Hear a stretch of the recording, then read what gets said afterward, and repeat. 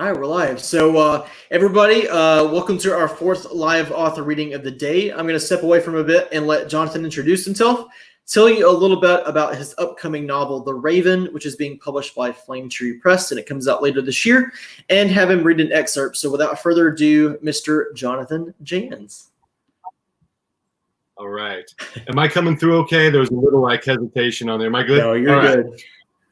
All right. Thank you so much for having me here. I want to especially thank David Walters for giving me the opportunity to share this with you.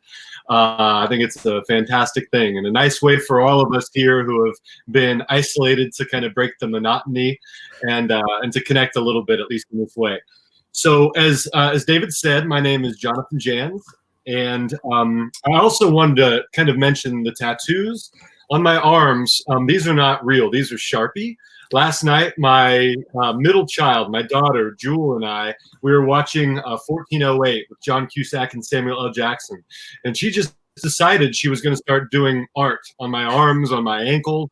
And I mean, she was into the movie, but whenever there would be like a little bit of a lull, she would start drawing. So that's why we've got this. Anyway, all right, so let me tell you what we're going to be doing here. I wanted to read for you today a part of the book that I hadn't read anywhere else yet. I didn't want to just do the same chapter over and over and over because I wanted to be fresh for you. So what I'm doing here is I'm dropping you into the middle of the book. This is kind of right in the middle of The Raven. So here's the scenario, and then we'll get going on the reading. So the situation is a group of extremists, geneticists, physicists, all kinds of professionals in their field. They have decided that mankind is heading for nuclear annihilation, and they want to prevent that. They want to prevent the world from being incinerated, basically. So they feel like the best way to prevent that is to expunge the world of human beings. The geneticists have learned that the reason why there is, you find this commonality with myths. In every culture, there's a vampire myth. In every culture, there's a shapeshifter or cannibal myth. The reason why they've found is because what was once thought to be junk DNA is actually a set of monstrous strands that only need to be awakened by the right substance. So the missiles have flown. This is 2 years after this apocalyptic event. The missiles flew, and then those humans with these monstrous strains, they turned and began killing everyone. And here we are 2 years after that apocalyptic event. The world is overrun with monsters, and there are only a few regular people left. One of my main characters is one of these regular people. So his name is Dez. Dez has had his true love, Susan. She's been kidnapped by this flesh dealer named Keaton. And Keaton has set up this, he's converted a rural Baptist church into this bar. Kind of reminds me of the Mos Eisley Cantina in Star Wars, like a hive of a wretched hive of scum and villainy, or whatever the quote is from Obi-Wan. And so this church is now a bar where all kinds of murder and terrible things take place. Dez, my main character, goes to Keaton's house trying to find clues as to Susan's whereabouts, but he's caught, and now he's brought back to the Four Winds bar. He has been chained up 15 feet off the ground, as has this other guy who has wronged Keaton, and the other guy is a guy named Tom Chaney, and he's a werewolf, but he's currently in his human form. So just picture Chaney and Dez, the main character, chained in front of this assembly of rough people, or monsters, and before their execution, this Keaton, the main villain, wants there to be a sermon, and this is a rather diabolical sermon that'll be performed at his behest. So I think that's where we're going to get going here, and yeah, I think we're ready. Here we go.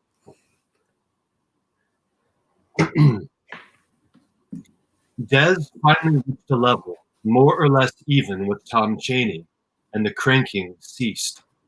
The chains around his ankles weren't taut to the floor, but they didn't allow much movement.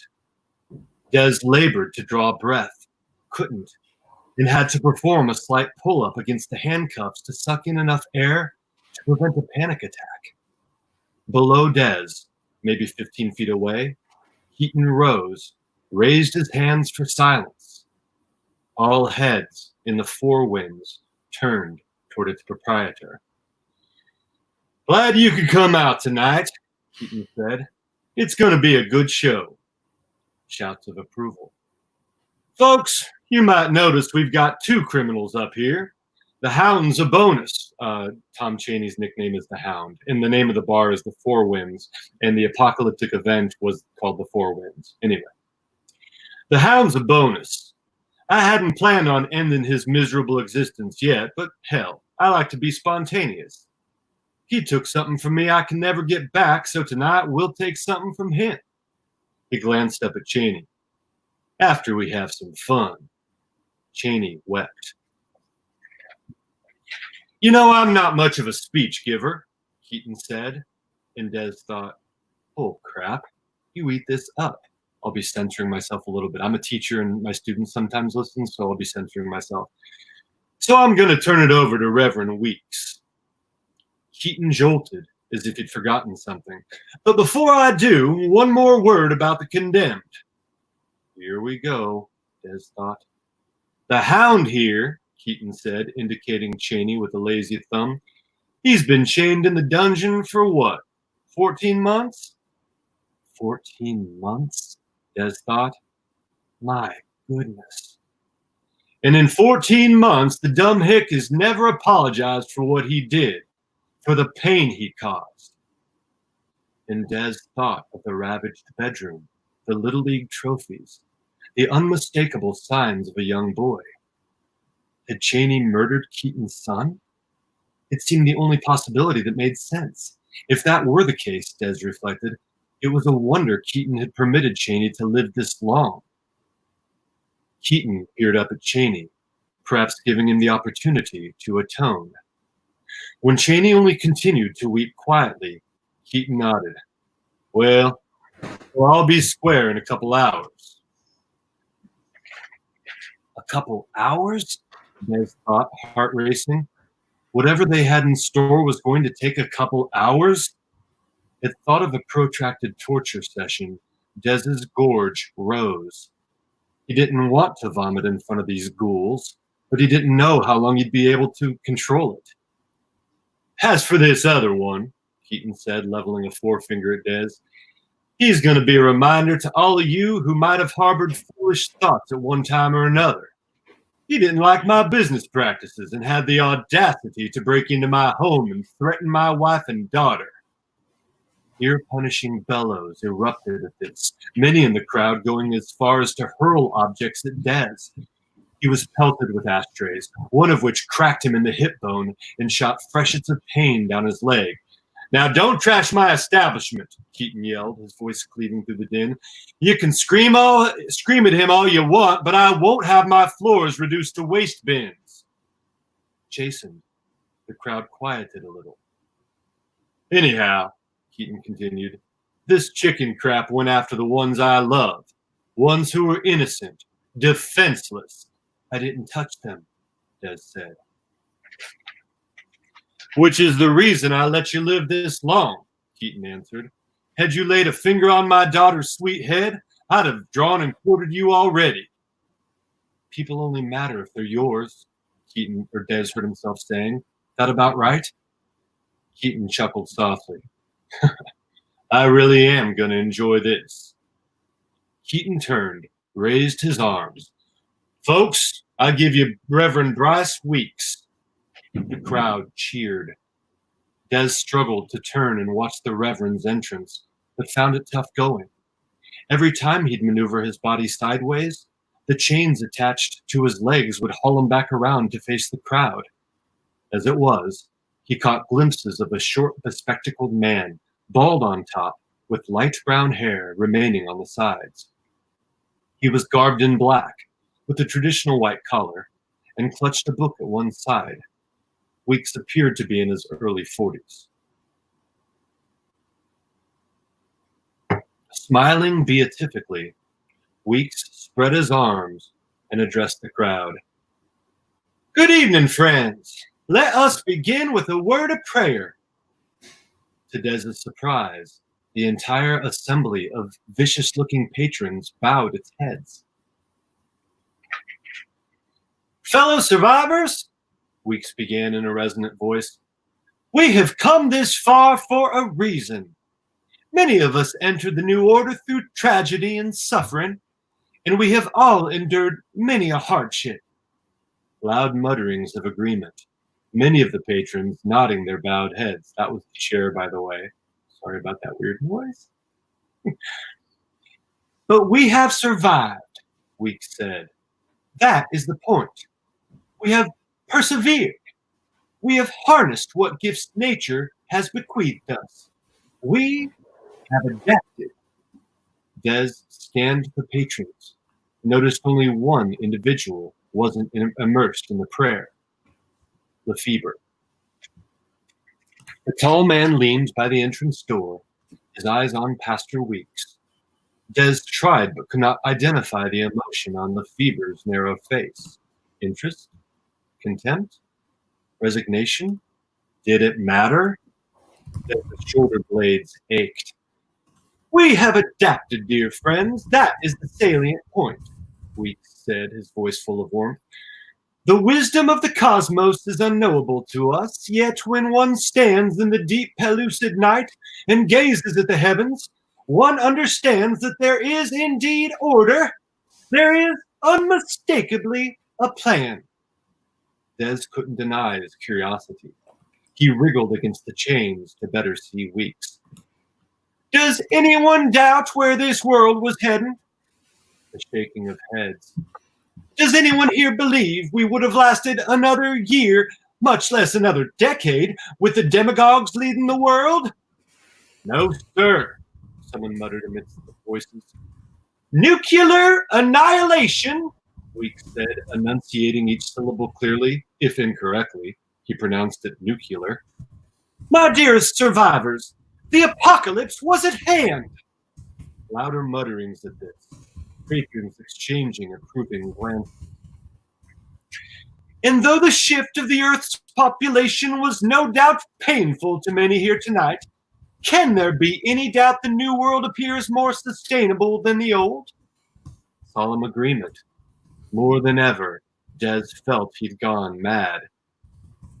"Which is why," Weeks said, stepping around the pulpit to a position near Cheney, "we need men like Bill Keaton to maintain order." Shouts of amen. "What we have is worth protecting, dear friends. Never again will the beauty of this world be blighted by the unworthiness of man. Never again will the forests fall and the oceans darken with man's contamination." More amens. Several patrons, as noticed with dumbfounded hilarity, had tears shining on their cheeks. Weeks moved closer to the assembly, stood before Bill Keaton. Weeks folded his hands before him, bowed his head. "Mr. Keaton named this establishment the Four Winds Bar. He did so because, in his wisdom, he understood the new opportunities this great change represented." Keaton nodded, and Badler, who sat behind Keaton, leaned forward and gave his boss's shoulder an affectionate squeeze. Weeks's voice crescendoed, the tone still high, but the sound resonant in the large room. "The Four Winds liberated us! The Four Winds showed us what we could become!" Loud cheers. "Though we did not see it at the moment," Weeks declaimed, "the Four Winds tore the scales from our eyes and leached the eons of iniquity from our genetic codes." Louder cheers, many patrons toasting with their steins. "The Four Winds allowed us to become the legendary figures we were meant to be." The shouts were well-nigh rapturous now. "And if we look around, dear friends, we see joy and fellowship. We see a healthy respect and a proper fear. We see—" The front doors opened, and every head in the room turned. In stalked a pair of figures in black clothes. Not only had Weeks stopped talking, but the rest of the patrons had fallen deathly silent as well. The figures, a man and a woman, both with long raven-colored hair and sinuous bodies, moved to the edge of the room, passing tables slowly, their eyes studying the patrons they passed. Des noted with apprehension how the patrons averted their eyes as the figures drew closer, as though, Medusa-like, the newcomers would turn them to stone. The figures were very pale, but then again, paleness was common these days. The figures passed under the left balcony and selected a table with empty chairs. There were 3 other men at the table, but they'd scooted their chairs to the table's fore in order to improve their view of the ceremony. "Go on, Reverend," Keaton said quietly. Weeks gazed upon the newcomers a moment longer, then shook himself loose of his trance and cleared his throat. "Yes, friends, it is a better world in which we now find ourselves, although some," a glance at Cheney, "still insist on staining the pristineness of the new order." Des peered at Cheney and noticed he'd ceased weeping. Contrary to the rest of the patrons, Cheney was staring at the newcomers with interest. So too, Des realized, was Lefebvre, whom the newcomers must have passed on the way in. Weeks dabbed sweat from his brow with a white handkerchief. "The new world, if it is to make good on the promise afforded it by the architects of the Four Winds cleansing event." Des felt the first spark of anger since he'd been strung up. Cleansing event? The phrase turned his stomach. "Must have order. It must," Weeks mopped his brow, "appoint sentinels to protect its sanctity." Movement from the newcomer's table drew Des's attention. He turned that way in time to see one of the black-garbed figures, the female, batten onto the neck of one of the men.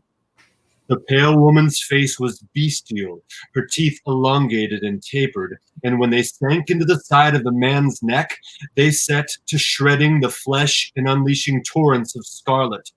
The man, whose dark brown cowboy hat had tumbled off his head, screamed and sank down in his chair as if to escape the bite of the vampire, but this only sent his attacker into wilder paroxysms of ferocity.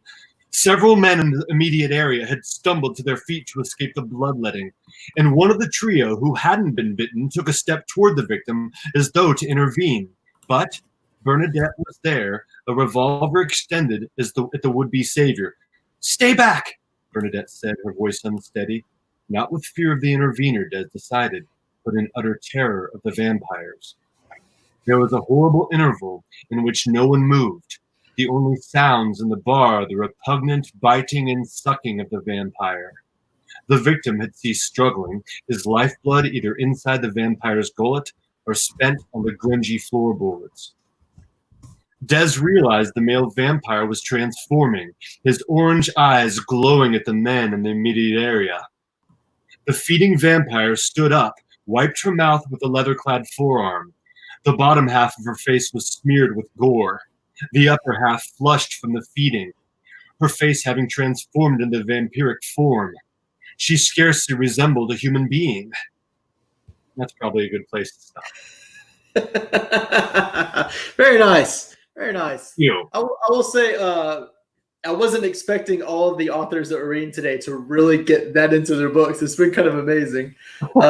You should definitely start doing some audiobooks. That was great. Man, well, why do it half-heartedly? We've only got a little time together. Might as well burn some calories, right? Yeah, right. Exactly. Well, man, I really appreciate you coming on and reading. I'm looking forward to The Raven. I know several are. I know you've already gotten some pretty great reviews for it from some of the people in the book community I'm pretty good friends with. So, and I know you're a great writer because I've read some of your previous works, like Children of the Dark, which I've got a copy sitting up there. So, that poster up here, there it is. There you go. I appreciate that, David. Thank you, man. I appreciate it. Just thank you again for coming on, and we'll try to do something. I know we have kind of a podcast chat set up to go in June. I know we don't have a date or time yet. This is all kind of thrown everything for a loop. So we'll try to do something. If not, we'll definitely try to do something later in the year, maybe closer to when The Raven hits. And we'll try to do a little chat, kind of pimp your book a little bit. Yeah, either way, when you do it, I'm in, man. I'm absolutely in. Fantastic. Well, thanks again for coming in and reading for us, and we'll look forward to you doing it again, hopefully sometime soon. Thank you, David, and thank you all for listening. I really appreciate it. Thanks, Jonathan.